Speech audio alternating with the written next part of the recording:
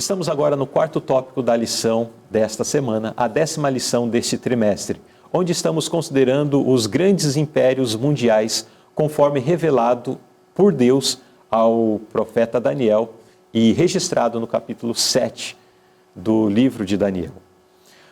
O segundo animal nós estaremos considerando neste quarto tópico é um animal que não temos aqui no Brasil, pelo menos originalmente, né? Não temos ursos no Brasil. Mas em outras partes da América, em outras partes do mundo, nós temos urso. E o urso, ele é agora apresentado na linguagem profética para representar um novo reino. E é sobre este reino que nós estaremos considerando neste tópico. Após o leão, surgiu um urso. Que nação entrou em cena depois de Babilônia? E explique o papel dela na história das nações. Porque não nasceu por acaso, não surgiu do nada sem um propósito também. Então, qual nação foi e qual era o seu propósito? A nação que segue é a nação dos Medos e Persas. Essa nação tinha o propósito de abater o orgulho de Babilônia também, né? E de manter ainda o cativeiro em relação a Israel.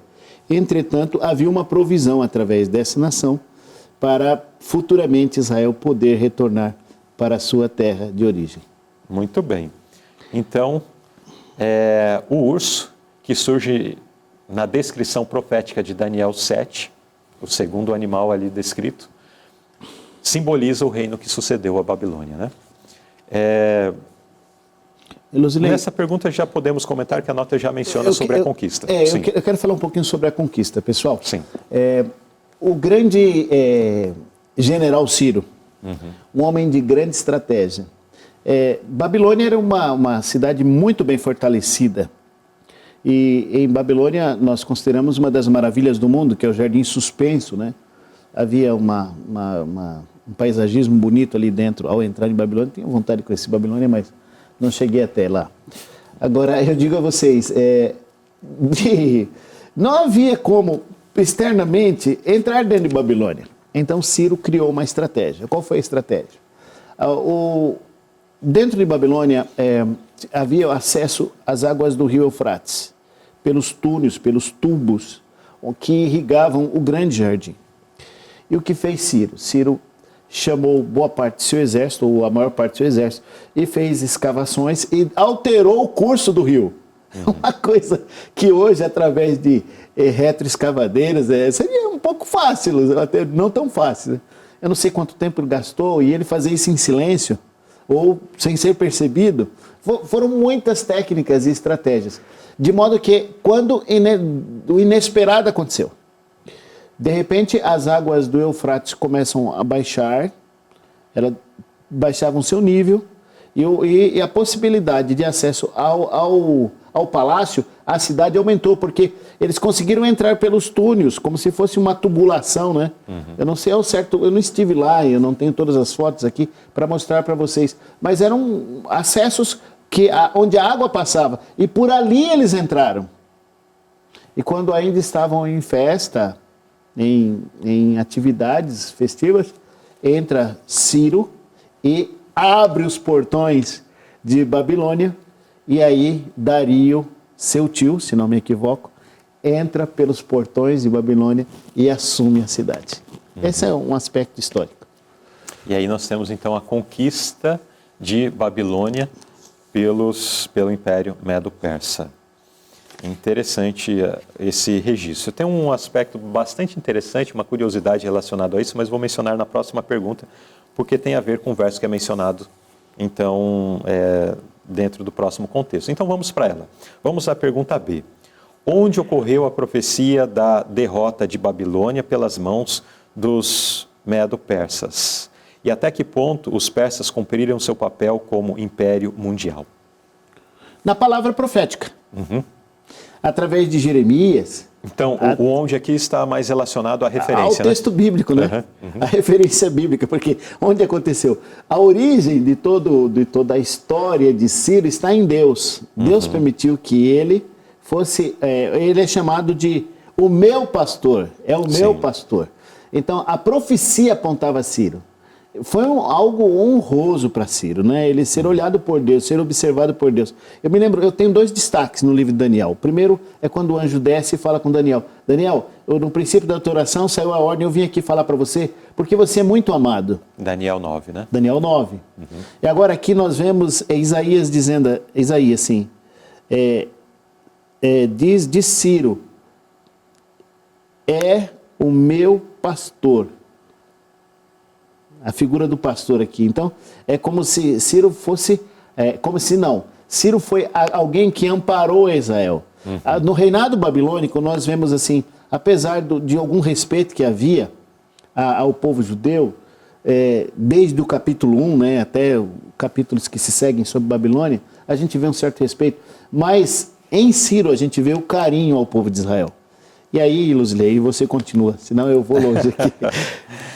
Muito bem, então aqui nós encontramos na primeira parte da pergunta, ou na primeira pergunta desta B, nós temos ali indicações às próprias profecias, né? Sim. Existiam profecias que indicavam o tempo em que Israel permaneceria ali no cativeiro.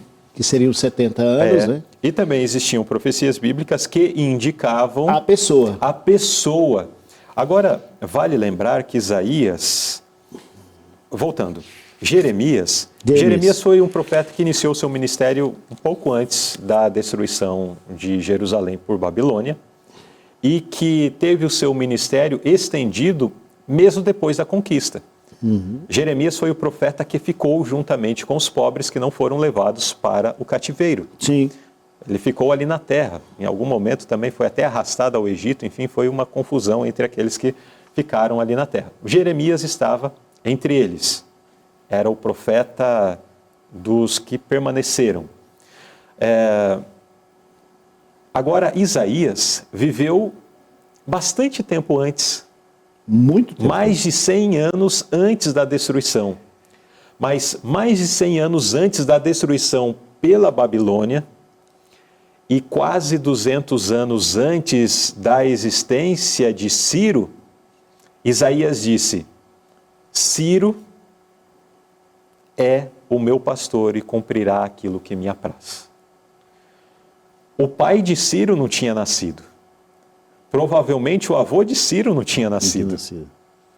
Mas o nome já estava definido e o que ele cumpriria e todos os detalhes. Isso é muito importante porque nós vemos, e a nota depois fala sobre isso no segundo parágrafo, que naquela experiência em que Daniel foi lançado nas covas dos leões, aquilo trouxe a figura de Daniel novamente ao expoente e ao conhecimento maior. Ele já era conhecido, já era notório Daniel entre os conquistadores, né, da Babilônia. Mas aquele episódio fez com que sobressaísse e trouxe oportunidade então para que, através daquela situação, as profecias dadas ao povo de Israel por Isaías chegassem ao conhecimento de Ciro. E então é o que diz aqui a nota nas seguintes expressões, segundo parágrafo. Deus havia usado a libertação de Daniel da cova dos leões para criar uma impressão favorável na mente de Ciro o Grande. Então chamou a atenção de Ciro, porque o episódio da cova dos leões aconteceu com Dario. Mas Ciro, que na verdade era o grande senhor dos medos e persas, aquele episódio aconteceu, chegou ao seu conhecimento lá na Pérsia e tal, deixa eu dar uma atenção para isso. As excelentes qualidades de Daniel como estadista de grande visão levaram o governante persa a lhe dedicar notável respeito e honrar tanto a sua opinião quanto o seu bom senso. E agora, bem quanto Deus havia dito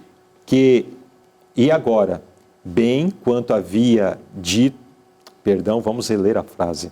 E agora, bem quando Deus havia dito que reconstruiria o templo divino em Jerusalém, ele usou Ciro como seu agente para compreender as profecias a respeito de si mesmo, com as quais Daniel já estava tão familiarizado, para assim libertar o povo judeu. O que acontece aqui nesse contexto? A libertação do povo judeu do cativeiro babilônico não acontece imediatamente após a conquista de Babilônia pelos medos e persas. Não.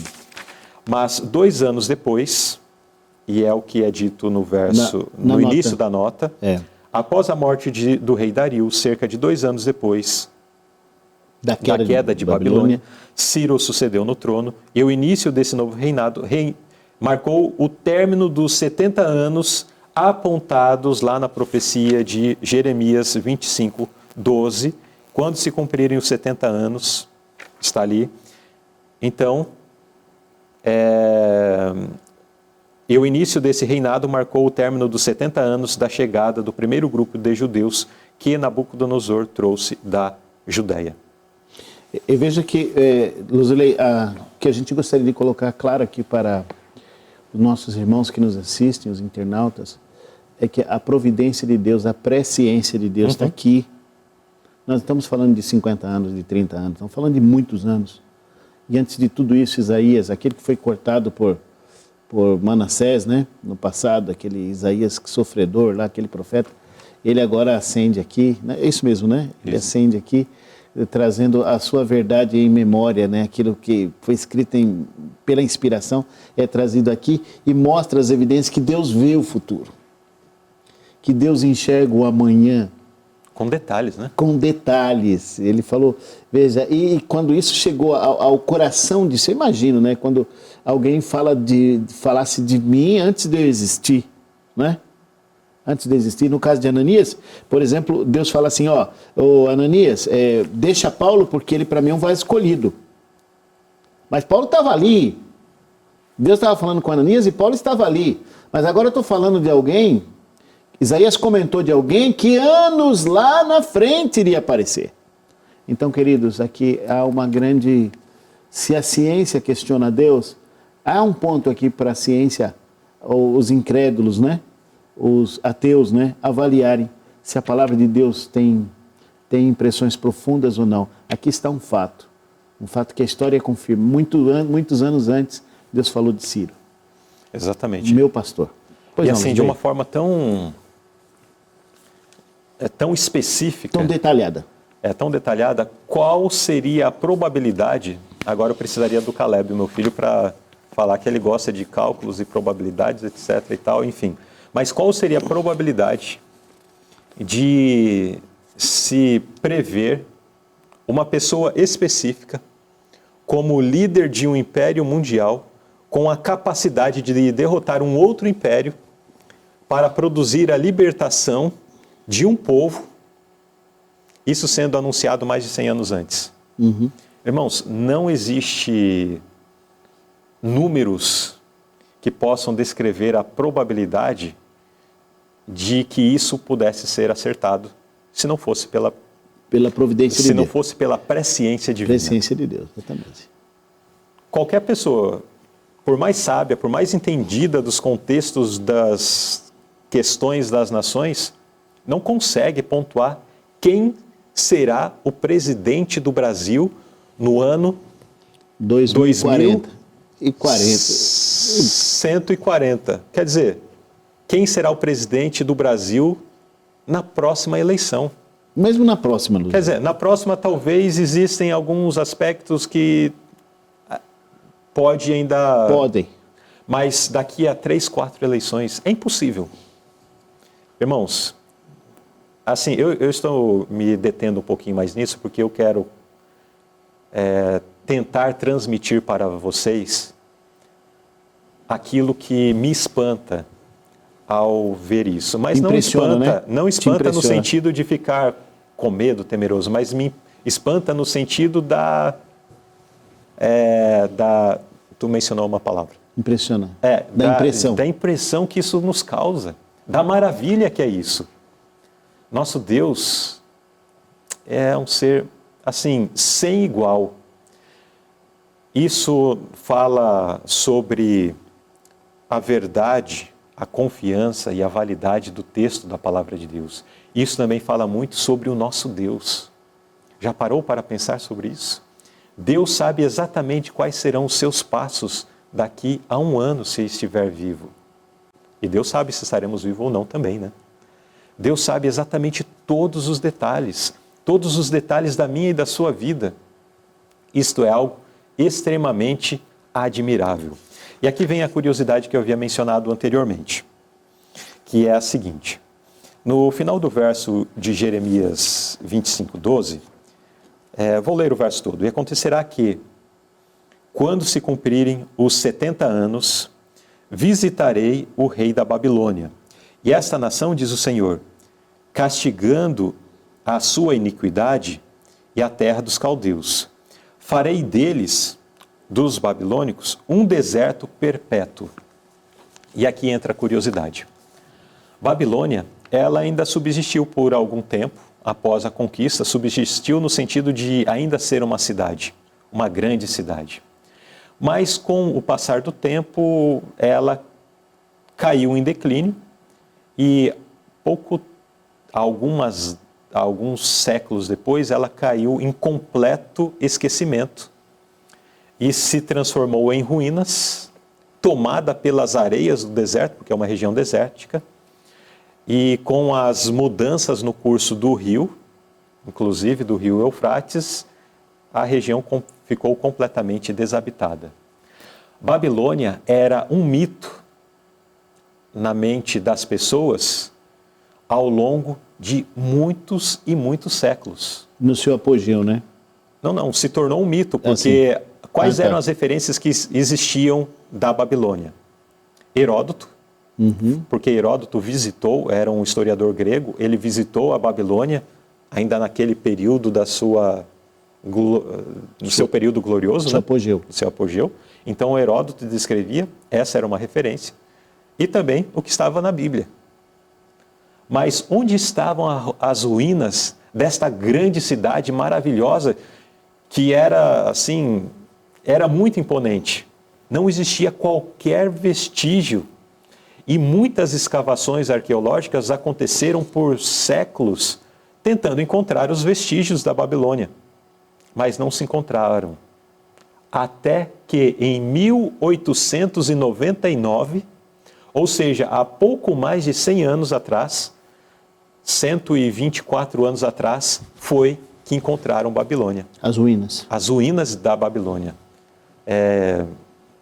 A partir de informações com os beduínos do deserto, onde se fazia menção de que numa determinada região eles buscavam ali blocos de barro, tijolos, né, para fazerem as suas moradas. E então foram fazer escavações naquele lugar. Aí tornou-se um sítio arqueológico. Exato. E daí, com a escavação, com o limpar da areia que havia encoberto tudo, descobriram ali a grande e magnífica Babilônia. Então hoje se sabe, ninguém mais contesta a existência da Babilônia. Mas era contestada até 1899. Veja que, o que diz o verso? Farei deles um deserto perpétuo. Ainda que se descobriu o sítio arqueológico e as ruínas e se constatou estava que coberta ali pela areia do deserto. Estava coberta pela areia do deserto, mas ainda hoje não é um lugar habitado. São apenas ruínas lá no meio do deserto, enfim. A palavra profética se cumpriu novamente. Irmãos, isso é maravilhoso. Isso é algo assim que me encanta de perceber dentro do texto bíblico. E que nós possamos, ao perceber, ao ler isso também, irmãos, amarmos a palavra de Deus. Amarmos o Deus que nos revelou essa história também. Que nós possamos entregar a nossa vida a Ele e dedicarmos também boa parte do nosso tempo cotidiano, uma boa parte mesmo, para refletir, para examinar as Escrituras e deixar que ela também opere dentro dos nossos corações, opere em nossas vidas. Amém? Eu tenho um recado muito especial para todos vocês. O recado é relacionado às nossas necessidades financeiras aqui na TV Conectados com Deus. Não é sempre que nós abrimos o nosso coração para a nossa comunidade para falar sobre o quanto carecemos do recurso que o Senhor tem lhe dado. Mas hoje eu senti a necessidade de falar um pouco com vocês sobre este assunto. Nós temos vivido, desde o final do ano passado, uma situação bastante complexa relacionada às finanças. E os nossos meses sempre têm sido de 0 ao saldo necessário para cumprir com as despesas do mês, e daí se faz os pagamentos, voltamos à estaca zero, se reconstrói.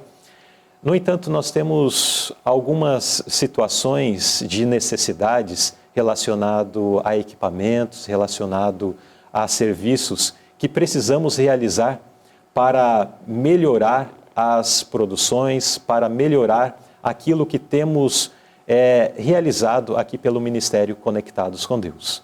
Então, eu gostaria de lançar um desafio para todos vocês que acompanham o programa Lição Interativa. Nós temos percebido que o programa Lição Interativa, através dos vídeos que são publicados diariamente, mais a transmissão de sexta-feira à noite, que milhares de pessoas têm assistido a essas programações, têm assistido à publicação deste material. Por exemplo, os vídeos das lições publicadas ao longo da semana têm alcançado uma média de 800 visualizações. 800 pessoas têm assistido cada um dos vídeos dos tópicos da lição da Escola Sabatina. Alguns deles, inclusive, têm ultrapassado a 1000 visualizações.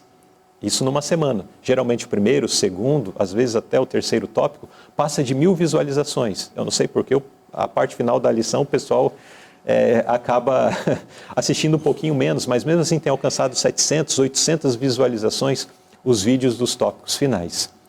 Se cada uma dessas 1000 pessoas, ou dessas 800 pessoas que assistem às lições, os tópicos da lição da Escola Sabatina, se cada uma delas contribuísse com pelo menos R$30, irmãos, a nossa situação seria completamente diferente. E eu quero lançar um desafio para você. Coloque no seu coração contribuir com pelo menos R$30, se você ainda não é um doador aqui para a causa da TV Conectados com Deus, para a causa do programa Lição Interativa. É um desafio, não é muito. O que é R$30? Ou o que é R$50? Se você pode, dê mais, dê R$50. Se cada pessoa que está assistindo esta lição, doar R$50, ou se doar pelo menos R$30, muita coisa a mais poderá ser feita, muitas coisas poderão ser alcançadas. Então eu quero apelar ao seu coração, dê a sua contribuição, ajude este ministério.